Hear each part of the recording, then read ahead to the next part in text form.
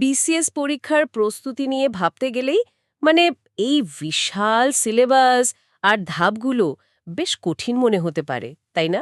হ্যাঁ, আসলেই সিলেবাসটা অনেক বড় আর ধাপগুলো তো বেশ কয়েকটা। তো আজ আমরা ঠিক করেছি বিপিএসসির দেওয়া সিলেবাস আর কিছু গাইড বই ঘেটে প্রিলি আর লিখিত পরীক্ষার মূল বিষয়গুলো নিয়ে একটু সহজ করে আলোচনা করব। খুব ভালো আইডিয়া। মানে যারা দ্রুত একটা ধারণা পেতে চান তাদের জন্য এটা কাজে দেবে। একদম। তাহলে শুরু করা যাক প্রিলিমিনারি দিয়ে 200 নম্বরের পরীক্ষা, তাই তো? হ্যাঁ, 200 নম্বর, এমসিকিউ টাইপ, আর বিষয় আছে ধরুন 10টার মতো। 10টা কি কি যেন? বাংলা, ইংরেজি? হ্যাঁ, বাংলা ভাষা ও সাহিত্য, ইংলিশ ল্যাঙ্গুয়েজ অ্যান্ড লিটারেচার, তারপর বাংলাদেশ বিষয়াবলী, আন্তর্জাতিক বিষয়াবলী, আচ্ছা।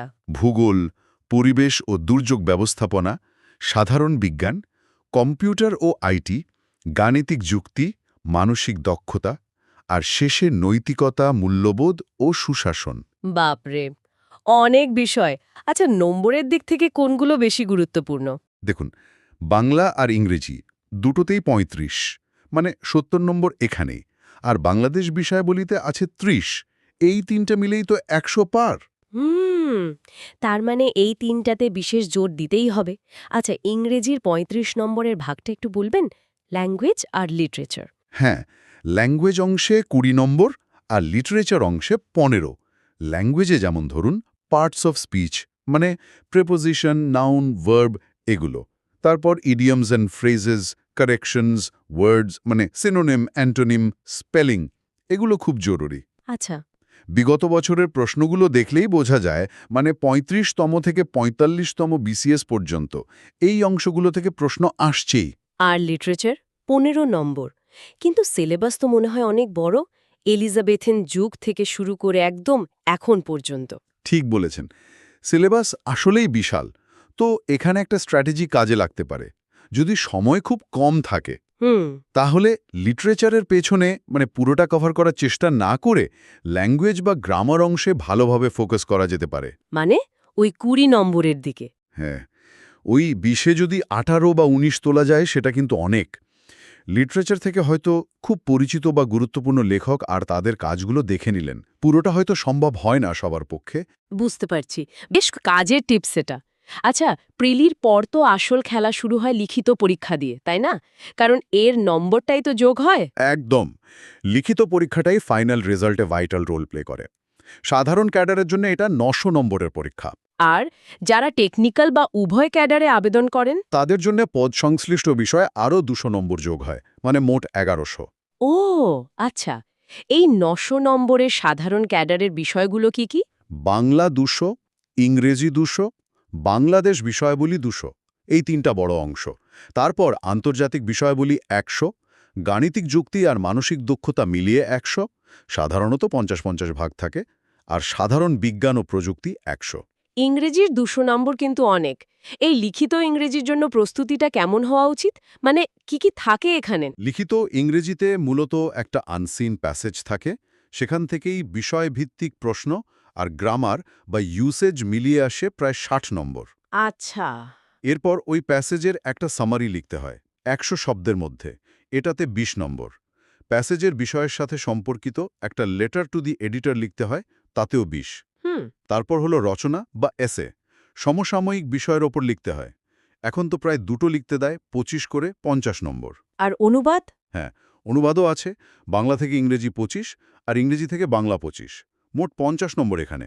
অনেক কিছু। এই সামারি বা এসে লেখার সময় কি মাথায় রাখা দরকার? সামারির ক্ষেত্রে সবচেয়ে বড় ভুল যেটা হয়, অনেকে প্যাসেজ থেকে লাইন কপি করে দেয়। এটা করা যাবে না। মূল ভাবটা নিজের ভাষায় ছোট করে অপ্রয়োজনীয় ডিটেলস বাদ দিয়ে লিখতে হবে।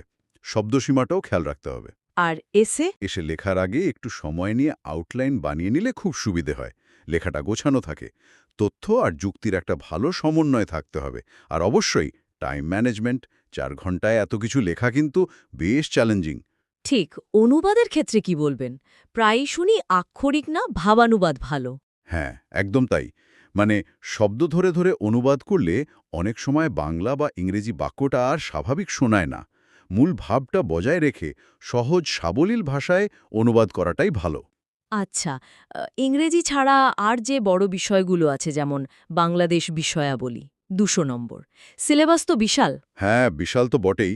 এখানে একটু কৌশল করে পড়তে হবে। যেমন ধরুন, পুরো সিলেবাসের মধ্যে মুক্তিযুদ্ধ আর এর আগের ঘটনাগুলো থেকেই প্রায় ৫০ নম্বরের প্রশ্ন আসে। এটা একটা বড় ফোকাস এরিয়া হতে পারে। এটা তো গুরুত্বপূর্ণ পয়েন্ট। আর উত্তরে শুধু লিখে গেলেই হবে না। পারলে ম্যাপ, ডেটা, ছক এগুলো ব্যবহার করলে উত্তরটা অনেক সমৃদ্ধ হয়, নম্বরও ভালো আসে। আর সাম্প্রতিক ঘটনাগুলোর সাথে মিলিয়ে পড়াটা জরুরি। আর মানসিক দক্ষতা প্রিলিতেও আছে, লিখিততেও। এখানে নেগেটিভ মার্কিংয়ের ব্যাপারটা আছে না? হ্যাঁ, লিখিত পরীক্ষার মানসিক দক্ষতা অংশে কিন্তু নেগেটিভ মার্কিং থাকে, প্রিলির মতোই। তাই খুব সতর্ক থাকতে হবে উত্তর দেওয়ার সময়। না পারলে ছেড়ে দেয়াই ভালো। আর এটা তো অনুশীলনের বিষয়। যত প্র্যাকটিস করা যায় তত ভালো। তাহলে সব মিলিয়ে মূল কৌশলটা কি দাঁড়াচ্ছে? আসলে মূল কৌশল হলো সিলেবাসটা ভালো করে বোঝা, বিগত বছরের প্রশ্ন বিশ্লেষণ করে গুরুত্বপূর্ণ টপিকগুলো বের করা, তারপর নিয়মিত অনুশীলন, বিশেষ করে ইংরেজি আর গণিত, ভালো বই পড়া, সাম্প্রতিক তথ্যের জন্য পেপার পড়া বা নির্ভরযোগ্য অনলাইন সোর্স ফলো করা, আর সময় থাকলে মডেল টেস্ট দেওয়া। হ্যাঁ, নিজেকে যাচাই করাটাও তো জরুরি। অবশ্যই। তো এই আলোচনায় আমরা চেষ্টা করলাম বিসিএস পরীক্ষার প্রিলি আর লিখিত ধাপের একটা চিত্র তুলে ধরতে, মানে নম্বর বন্টন, গুরুত্বপূর্ণ বিষয় আর প্রস্তুতির কিছু টিপস। দারুণ আলোচনা হলো। সব শেষে একটা জিনিস ভাবছিলাম, এই যে এত এত বিষয় নিয়ে পড়াশোনা, এত জানা, এটা কি শুধুই একটা চাকরির পরীক্ষার জন্য প্রস্তুতি? নাকি এ পুরো জার্নিটা একজন মানুষকে অনেক বেশি সমৃদ্ধ করে তোলে, মানে চারপাশের জগৎটা সম্পর্কে অনেক বেশি জানতে সাহায্য করে? এই ভাবনাটা কিন্তু থেকেই যায়। হুম, খুব ইন্টারেস্টিং পয়েন্ট। এটা নিয়ে আসলেই ভাবা যায়। এই প্রস্তুতিটা জীবনের অন্য ক্ষেত্রেও তো কাজে লাগার কথা।